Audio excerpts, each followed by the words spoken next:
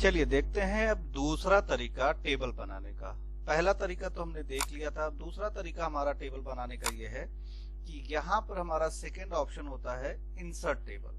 अगर हम insert table पे अपने माउस से क्लिक करें और यहाँ पे देखें इस हिस्से पर, तो यहाँ पे लिखा है टेबल साइज। अब यहाँ टेबल साइज में दो हिस्से हैं, number of rose and number of columns. ऊपर वाला हिस्सा जो दिख रहा है ये वाला, ये नंबर ऑफ कॉलम्स है और ये वाला है नंबर ऑफ रोज। अगर हम नंबर ऑफ कॉलम्स को बढ़ाना चाहते हैं तो यहाँ से भी हम नंबर ऑफ कॉलम्स को बढ़ा सकते हैं, और नंबर ऑफ रोज को भी बढ़ाना है तो हम यहाँ से नंबर ऑफ रोज को भी बढ़ा सकते हैं। ठीक है, यहाँ से।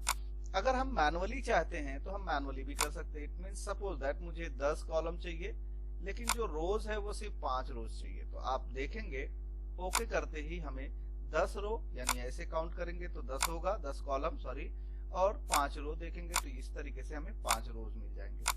ठीक है, आपको ऑप्शन डिजाइन में वही मिलने वाला है। अच्छा, इसका एक हिस्सा तो ये हो गया। अब दूसरा हिस्सा देखते हैं कि अगर मैं ये कहूं कि मुझे 5 बाई 5 का चाहिए, यानी 5 रो एंड 5 कॉलम चाहिए। ठीक है, तो मैंने यहाँ पे 5 कॉलम डाल दिया, यहाँ पे 5 रो डाल दिया। अभी नीचे जब आप आओगे तो यहाँ पे लिखा है auto fit behaviour. Auto fit behaviour, इसमें क्या चीज है? Fix column with, fixed column with, जो कि ऑटो दिया हुआ है। अब यहाँ पे भी अगर आप चाहो तो इसे आप अपने हिसाब से उसके कॉलम्स को सेट कर सकते हो। मैंने 1.2 सेंटीमीटर दिया, अभी देखो, ये देखिए। ठीक है, मैं इसे दोबारा हटा देता हूं और फिर से आपको इसके बेस को दिखा देता हूं कि कैसे ये काम कर रहा है। अगर मैं यहाँ पे कहूं कि मुझे 5 इंच का चाहिए, यानी हर एक कॉलम 5 इंच का चाहिए, तो आप देखिए दिख रहा है आपको। ठीक है, अगर आपको इसमें भी चेंजेस चाहिए तो दोबारा आप आ जाइए। अब यहाँ पे मैंने 5 दिया हुआ था ऑटो फिक्स्ड में, अब मैं यहाँ पे दे रहा हूं 10 का।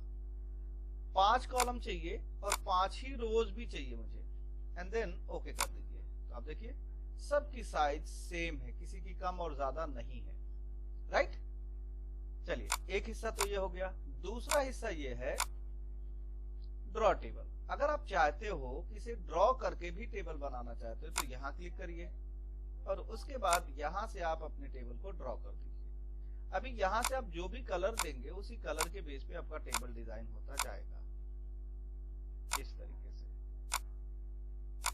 ठीक है, मैं अभी फिलहाल कॉलम्स क्रिएट कर रहा हूं। मुझे रोज चाहिए तो मैं लेफ्ट टू राइट लाइन को ड्रॉ करूंगा तो मेरा रोज बन जाएगा।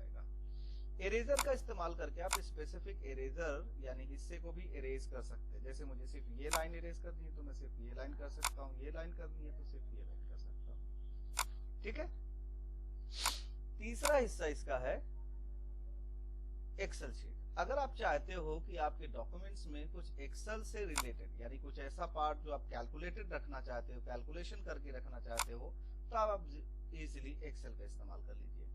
ठीक है, जैसे कि मैं यहाँ पर एक टेबल ले रहा हूँ और इस टेबल को फिलहाल के लिए बॉर्डर क्रिएट कर देता हूँ।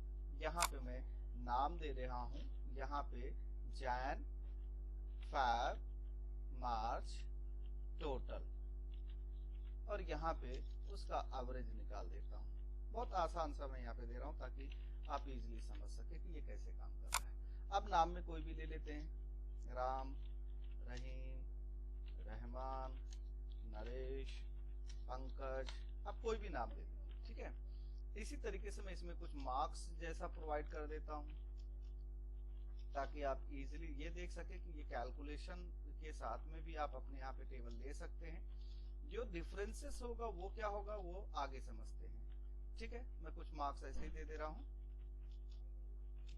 जिससे इसके अंदर हम कैलकुलेशन ऑपरेट कर सके। तो यहाँ पे देखिए मैं फॉर्मूला लगा रहा हूँ, equal to sum, bracket open करके जैन से लेकर मार्च तक का, एंटर।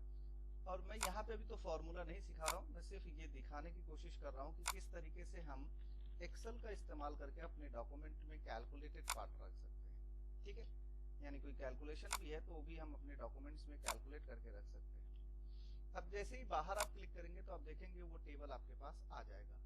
क्लियर इतना हिस्सा? अब इस वाले जो टेबल बने हुए हैं इसमें आप कोई चेंजेस यहाँ से तो नहीं कर सकते। अगर आपको कोई चेंजेस करने हैं तब आप इजिली यहाँ पे डबल क्लिक करिए तो आपको जहां पे थे वहां ही वाला पार्ट फिर से खुल जाएगा और फिर अपने हिसाब से इसे मैनेज कर सकते हैं कि मुझे कितना हिस्सा चाहिए। एडिट का क्या मतलब हुआ कि इसमें अगर कोई बदलाव आपको करना है तो नॉर्मली आपको क्या करना होगा, तो जब भी आप कोई बदलाव करेंगे तो बदलाव के साथ में उसमें वर्ड का बदलाव हो सकता है, नंबर्स का बदलाव हो सकता है, इनमें से कुछ भी ले सकते हैं। जैसे मैं यहाँ पे फिलहाल इसकी फॉर्मेटिंग कर देता हूँ, इसको सेंटर कर देता हूँ, इनको कलर में ले लेता हूँ। तो ये जो भी मैंने अभी बदलाव किए हैं वो आपके उस टेबल पर भी रिफ्लेक्ट करता हुआ दिखाई देगा। ठीक है, होप कि आपको ये समझ में आ गया होगा। अब लास्ट वाला ऑप्शन जो दिया हुआ है वो है क्विक टेबल। तो इसमें कुछ भी टेबल्स जो बने हुए हैं उनमें से कोई भी टेबल आप यूटिलाइज